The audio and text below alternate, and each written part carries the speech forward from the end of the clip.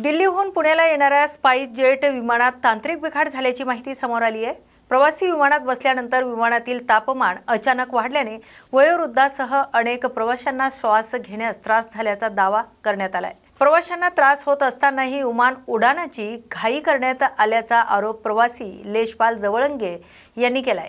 दरम्यान विमानात तांत्रिक बिघाड असल्याचं समोर आल्यानंतर प्रवाशांना तातडीने विमानाबाहेर काढण्यात आलंय। प्रवाशांच्या सतर्कतेमुळे मोठा अनर्थ टळल्याचं सांगितलं जात आहे।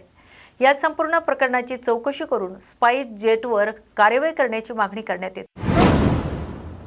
Pune Nashik semi high speed railway प्रकल्प जुन्याच मार्गाने राबवावा अशी आग्रही मागणी डॉक्टर अमोल कोल्हे यांनी रेल्वे मंत्री अश्विनी वैष्णव यांच्याकडे केली आहे। चाकण, मंचर, नारायणगाव, संगमनेर आणि सिन्नर या मार्गानेच रेल्वे प्रकल्प राबवावा अशी मागणी त्यांनी केली आहे।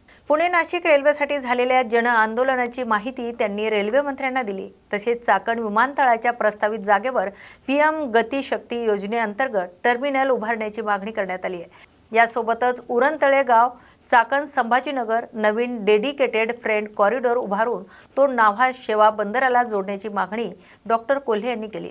या कॉरिडॉरमुळे एमआयडीसीतील उद्योगांना स्वस्त आणि विश्वासार्ह माल वाहतुकीचा पर्याय उपलब्ध होईल असंही त्यांनी रेल्वे मंत्र्यांच्या निर्देशनात सांगून दिले। दरम्यान डॉक्टर अमोल कोल्हे यांच्या सर्व मागण्यांवर सकारात्मक विचार करण्याचं आश्वासन रेल्वे मंत्री अश्विनी वैष्णव यांनी दिले। आज केंद्रीय रेल्वे मंत्री मान्य अश्विनीजी वैष्णव यांची पुन्हा भेट घेतली आणि पुणे नाशिक सेमी हायस्पीड रेल्वेच्या बाबत जी जनभावना आहे, जे आंदोलन झालं त्याविषयी त्यांना माहिती दिली। त्याचबरोबर काल माननीय पंतप्रधान महोदयांच्या बैठकीमध्ये सुद्धा पुणे नाशिक रेल्वे ही सरळ मार्गेच म्हणजे संगमनेर, आळेफाटा, नारायणगाव, मंचर या मार्गेच व्हावी यासाठीची जी मागणी केली त्याहीबद्दल त्यांना अवगत केलं। आणि त्याचबरोबर चाकण एमआयडीसी मधून ज्या 20 कंपन्या स्थलांतरित होण्याची जी बातमी आहे ती त्यांच्या कानावर घालून चाकण विमानतळ यासाठी जी जमीन उपलब्ध होती त्या ठिकाणी पीएम गतिशक्ती टर्मिनल करण्यात यावं आणि हे पीएम गतिशक्ती टर्मिनल करत असताना Chhatrapati Sambhajinagar, Ranjangaon MIDC, Chakan MIDC, Talegaon MIDC ते जेएनपीटी पोर्ट असं एक डेडिकेटेड फ्रेट कॉरिडॉर करण्यात यावा, जेणेकरून आपल्या भागातल्या संपूर्ण वाहतुकीवर जो ताण येतो, जी माल वाहतूक सुरू असते त्या माल वाहतुकीमुळे जो ताण येतो त्यामुळे या वाहतूक कोंडी सोडवण्यासाठी सुद्धा मदत होईल आणि त्याचबरोबर इंडस्ट्रीजच्या दृष्टिकोनातून स्वस्त पर्याय आणि जलद पर्याय हा या डेडिकेटेड फ्रेट कॉरिडॉरच्या माध्यमातून उपलब्ध होईल, हेही माननीय रेल्वे मंत्री यांच्या कानावर घालून हा पीएम गतिशक्ती टर्मिनल आणि त्याचबरोबर डेडिकेटेड फ्रेट कॉरिडॉर करण्यात यावा ही मागणी केली। आणि Pune Nashik semi high speed railway ही जुन्या म्हणजे सरळ मार्गेच व्हावी ही सुद्धा आग्रही मागणी त्यांच्या कानावर घातली।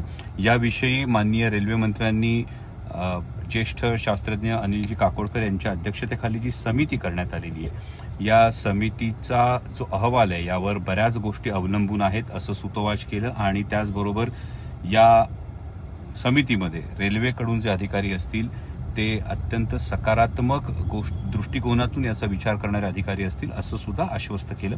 त्यामुळे ही नक्कीच अपेक्षा आहे। आता खूप साऱ्या गोष्टी या अनिलजी काकोडकर यांच्या अध्यक्षतेखाली जी एक हाय पॉवर कमिटी स्थापन करण्यात आलेली आहे या कमिटीच्या अहवालावर या अनेक गोष्टी या खरं तर अवलंबून आहेत। आणि पुन्हा कालही माननीय पंतप्रधानांना ज्या 19 देशांमध्ये रेडिओ टेलिस्कोप आणि रेल्वे हे एकत्र धावतात या सगळ्याचा जो संपूर्ण एक स्टडी रिपोर्ट आहे हा काल माननीय पंतप्रधान कार्यालयाला सुद्धा दिलेला आहे। माननीय रेल्वे मंत्र्यांकडे सुद्धा तो आधीपासून आहे आणि या संदर्भामध्ये या समितीच्या सदस्यांची भेट घेऊन त्यांच्यापर्यंत सुद्धा हा अहवाल पोहोचवणं हे माझं कर्तव्य आहे आणि ते मी नक्की करेन।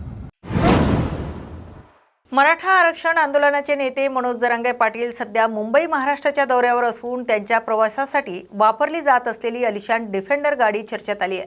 सांगोला तालुक्यातील चीक महुद येथील व्यापारी आणि प्रगतशील शेतकरी सुभाष भोसले यांनी ही गाडी जरांगे पाटील यांना वापरण्यासाठी दिली आहे। मनोज जरांगे यांच्या आंदोलनामुळे त्यांची तब्येत खालावली असून प्रवासातील त्रास कमी व्हावा या भावनेतून आपण ही गाडी घेतल्याचं सुभाष भोसले यांनी सांगितलंय. पंढरपूरमधील सरकोली येथील सभेनंतर ही गाडी जरांगे यांना वापरण्यासाठी देण्यात आली आहे.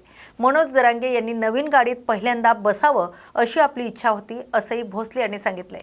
या डिफेंडरची किंमत 1,90,00,000 रुपये असून यापैकी 1.5 कोटी रुपयाचं कर्ज घेतल्याची माहिती त्यांनी दिली आहे. कशासाठी गाडी? मी मागील 15 दिवसामध्ये गाडी आणली होती आणि मनोजदादांचा या दौरा लागला. माझी इच्छा होती की मनोजदादा मराठा समाजासाठी काम करतात, आमच्या लेकरा बाळाच्या कल्याणासाठी शरीराचे पाक हाल करून घेऊन काम करतात. उपोषण करणं काही सोपी गोष्ट नाही. मग ती दौरा लागल्यानंतर मी त्यांच्या दौऱ्यात 2 दिवस होतो. मी सरकोलीच्या या ठिकाणी त्यांना गाडीत बसण्याची विनंती केली. दादा पहिल्यांदा नकोच म्हटले होते, पण मी विनंती केल्यानंतर दादानी गाडीत बसण्याची बसले. आणि ही गाडी फक्त मराठा समाजाच्या प्रश्न मार्गी लावण्यासाठी, आमच्या लहान म्हणजे मुलाबाळांचा प्रश्न, शिक्षणाचा वाटोळ होऊ नये यासाठी त्यांनी दौरा केलाय. कास्ट कुणबी सर्टिफिकेटसाठी. यासाठी आमची तीव्र इच्छा आहे की सर्व समाजाला आरक्षण मिळावे, सर्वांच्या मुलाबाळांचे शिक्षण आणि सोयीस्कर होऊन त्यांना नोकऱ्या वगैरे लागतात, यासाठी सर्वांनी मिळून हे केलेलं आहे. कितीची गाडी आहे नेमकी? कशी ही गाडी? गाडी 1,90,00,000 आहे. ही माझ्या भावाच्या नावावरती आहे. आमचा ज्वेलर्सचा व्यवसाय आहे. सराफ भाऊ कलकत्त्याला असतो, मी इथं असतो, आणि टोळ्या वगैरे आहेत. ही गाडी 1,90,00,000 असून या गाडीवरती 1,50,00,000 लोन केलेले आहे. काय मनोज दादांनी या गाडीपासूनची दौरा सुरू केलाय, आनंद आहे, समाधान आहे? हो, खूप समाधानी आहे. मनोजदादा, आपण देवाला गाडी नेतो नवीन गाडी घेतल्यानंतर, हे मराठा समाजासाठी दैवतच आहे. ह्या देवानेच गाडीत बसावी अशी माझी इच्छा होती आणि ती पूर्ण झाली. ही मराठा समाजाचा सेवक म्हणून मला खूप आनंद झालेला आहे.